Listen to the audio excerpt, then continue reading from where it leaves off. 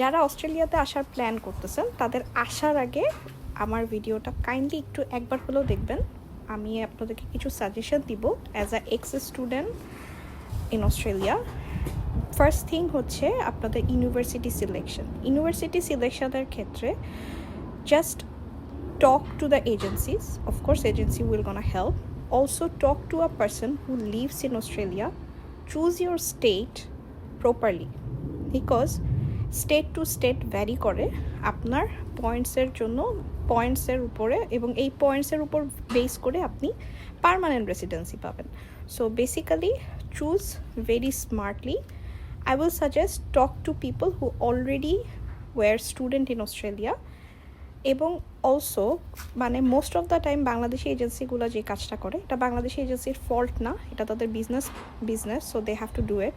তারা কী করে, যেটা হচ্ছে এক্সপেন্সিভ ইউনিভার্সিটিতে পুশ করে, কারণ অবভিয়াসলি তারা ওখান থেকে ভালো একটা কমিশন পায়।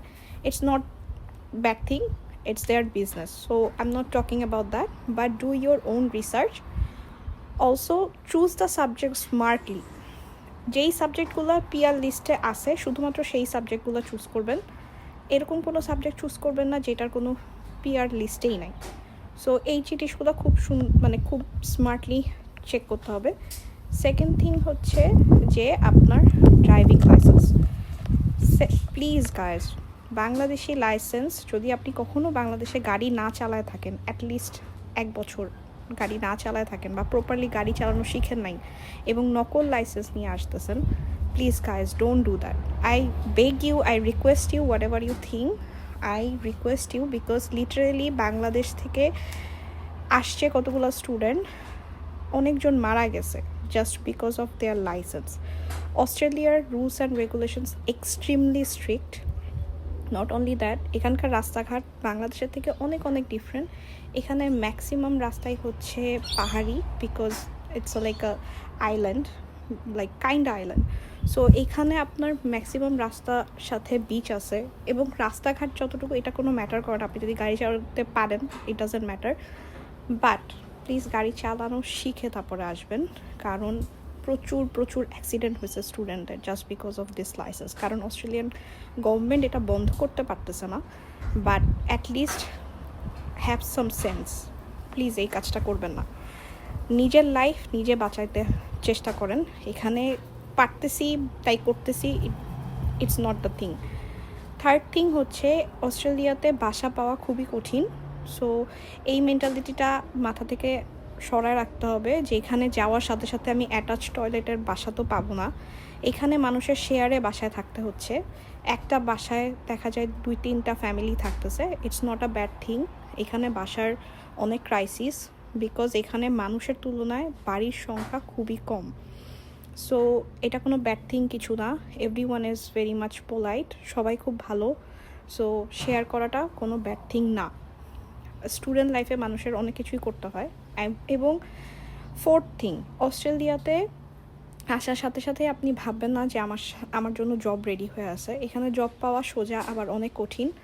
কেউ 1 সপ্তাহের মধ্যে জব পায়, কেউ 6 মাসের মধ্যেও জব পায় না। So it's completely you and your luck and what is best for you. So of course এখানে আসার আগে এই মেন্টালিটি নিয়ে আসবেন না যে আপনার জন্য জব রেডি।